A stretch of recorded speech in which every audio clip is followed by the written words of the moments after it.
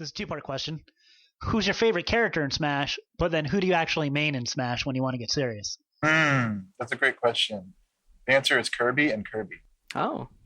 So actually, it's really difficult because I love playing as every different character. The answer should have been Kirby, and then in Smash 4, Monado Kirby, because Monado Kirby is the greatest thing in the world. Yeah, like freaking unstoppable, right?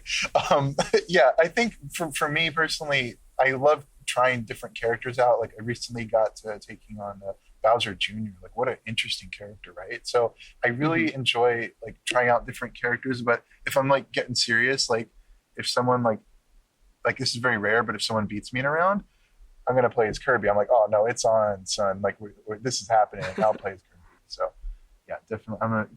I don't know if it's just because I grew up playing the Kirby games and I'm a Kirby fan, if that's part of it, or I just like the way Kirby feels to control. But every game since the Nintendo 64 one, it's been Kirby. And I'm also a big Pac-Man fan. I thought I was going to be all over Pac-Man, but I'm like, you know what? He's a little too loosey-goosey for me. I still like Kirby, you know?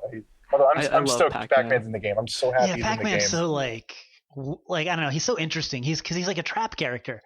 Like you can put your trampoline on the ground and then just go back and you can control space with the hydrant. It's just really interesting stuff. And I remember the first time when he was revealed, like I was always like notorious at WayForward for being a big fan of the game Pac-Land, and everyone's like, and I'm like, oh man, I want to make a new Pac-Land game. How cool would that be, guys? And like the other directors at WayForward are like, okay, James, like yeah, whatever.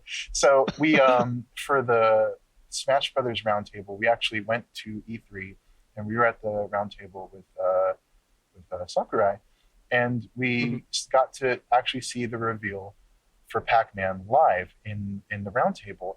And they revealed Pac-Man. Not only did they reveal Pac-Man, they showed it was like Pac-Land Pac-Man. Like they showed like the Pac-Land level. They showed the fire hydrants. I was like, oh my god, yes! What? Oh my god!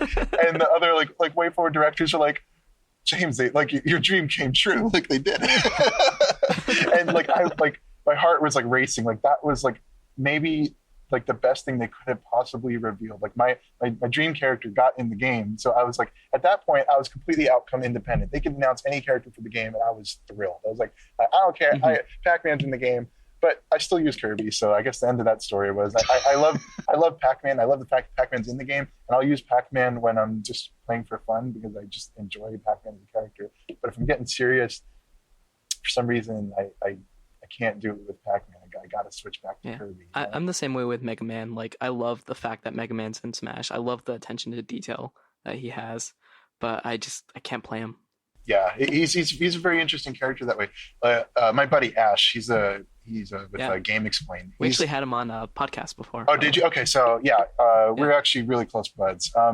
His Mega Man is killer. He somehow like just Mega Man's such a strange character to play as, but Ash with Mega Man is just freaking unstoppable. I don't know how I love Mega Man. That round table, something kind of hilarious ended up like as a result of it. So they announced Pac-Man, right? And I was like over the moon. I couldn't have been any happier in that moment. Like that was like the best day. But so at the Smash Brothers roundtable, it was really interesting because I had the opportunity to ask Masahiro Sakurai a question. So of course I took the chance to mention how much I appreciate his work, and Kirby meant a lot to me growing up because I used to play that game with like my family. And he gave me a thumbs up and said, "Ganbatte kudasai." And later on, I found out that became like a meme, and I started seeing that like all over the place. It was nuts. I don't know if you guys have seen the roundtable video that they did. Nintendo did like the highlights, but they chose to use that as one of the highlights, and I started seeing it everywhere. I'm like, oh, that was for me. So that was kind of a funny story. I had no idea that like became a thing.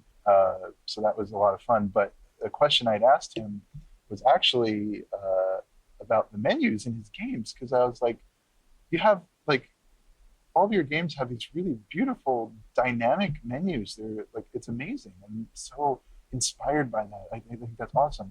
I asked him about his menu philosophy. And it's really interesting. He gave some really great answers, and I think he said something to the extent of, you want buttons to be really large if it's like the main button players can be pressing all the time.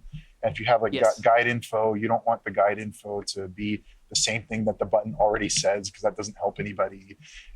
And I thought those were both like really Having great icons. tips. Yeah, and icons, visual to help reinforce that sort of thing. And that was all. So he mentioned that, and then he's just like, well, I have a lot to say about menus, so please read my Famitsu article about Yeah, menus. he does have a Famitsu article on menu design, actually. So I told Sakurai I'll learn Japanese and get on that, but maybe you guys can. You don't have to. Well, we got you. You got it. Maybe Source Gaming could give me a little bit of help here.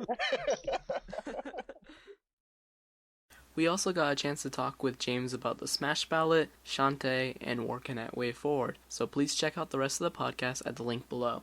Make sure to like and subscribe in order to stay updated with the latest news.